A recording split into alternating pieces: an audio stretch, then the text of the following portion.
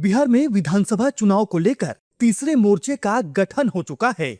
दरअसल एआईएमआईएम को महागठबंधन में शामिल नहीं किए जाने के बाद असदुद्दीन ओवैसी की पार्टी ने बिहार चुनाव के लिए चंद्रशेखर आजाद की आजाद समाज पार्टी और स्वामी प्रसाद मौर्य की अपनी जनता पार्टी के साथ गठबंधन किया है।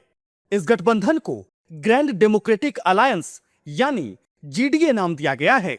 एआईएमआईएम के प्रदेश अध्यक्ष अख्तरुल ईमान ने बुधवार को किशनगंज में आयोजित प्रेस कॉन्फ्रेंस में कहा कि सांप्रदायिक ताकतों को रोकने के लिए पार्टी ने सेकुलर दलों के साथ गठबंधन किया है। भाई परसों ही हम लोगों की अपनी जनता पार्टी स्वामी प्रसाद मौर्य के साथ हम लोगों का अलायंस हो चुका था। आज आज़ाद समाज पार्टी काशीराम जिनके जिम्मेदार हैं चंद्रशेखर आज़ाद साहब, उनके साथ हम लोग का गठबंधन हुआ है। तो इसके माने है कि एआईएमआईएम, आज़ाद समाज पार्टी और अपनी जनता पार्टी, तीन पार्टियों का ये गठबंधन हुआ है, जिसका नाम हम लोगों ने जीडीए दिया है, ग्रैंड डेमोक्रेटिक अलायंस के नाम से। वैसे भी हमारा ये फॉर्म पहले भी था। हम लोगों ने तीसरे मोर्चे के तौर पर बिहार में 2025 के विधानसभा इलेक्शन को लड़ने का फैसला किया है। और हम आपको ये भी बता देते हैं कि हम बहुत सीमित सीटों पर लड़ रहे हैं।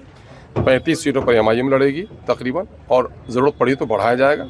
और 25 सीटों पर आज़ाद समाज पार्टी लड़ेगी और 4 सीटों पर अपनी जनता पार्टी लड़ेगी। ये आज़ाद समाज पार्टी कांशीराम भाई चंद्रशेखर आज़ाद जी की पार्टी, स्वामी प्रसाद मौर्य जी की पार्टी अपनी जनता दल और एआईएमएम असदुद्दीन साहब की पार्टी के बीच आज ग्रैंड डेमोक्रेटिक अलायंस की घोषणा हो गई।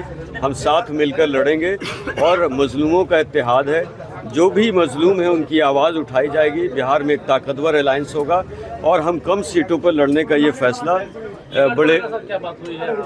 कम सीटों पर लड़ने का फैसला हमने बिहार में किया है, ताकि भाजपा को रोकने में पूरी मदद उनको भी की जाए जो लोग ये भ्रम फैला रहे हैं कि हम भाजपा को हराकर A to Z की पार्टी बनाकर मुख्यमंत्री बन जाएंगे। बता दें कि बिहार की राजनीति में तीसरे मोर्चे की बात नई नहीं है, लेकिन इस बार एआईएमआईएम और स्वामी प्रसाद मौर्य जैसे नेताओं के एक साथ आने से सियासी गलियारों में हलचल तेज हो गई है।